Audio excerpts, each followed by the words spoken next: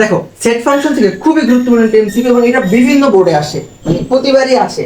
আচ্ছা কি বলছে প্রশ্নটা ভাইয়া, একটা ফাংশন দেওয়া আছে, ভালো কথা আমি ফাংশনটা লিখি, যে function of x equal to কি আছে ভাইয়া 2x plus 1 divided by 2x minus 1। এখন এখানে কি বলছে ভাইয়া ফাংশন অফ মাইনাস হাফ, তাহলে এটা ছিল x এর ফাংশন, তুমি জাস্ট x এর জায়গায় মাইনাস হাফ বসাই দাও তাহলেই হবে।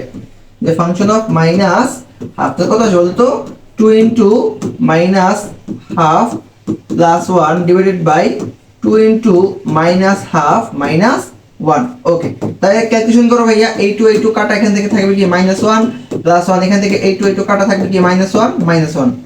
উপরে খেয়াল করো মাইনাস 1 প্লাস 1 কাটা, আর 0 আর নিচে থাকবে কি মাইনাস 2। তো 0 কে কোন কিছু দ্বারা ভাগ করলে কত আসে 0 আসে, তাহলে আমার অ্যানসার কোথায় আছে ভাইয়া গ নাম্বারে। বুঝছো?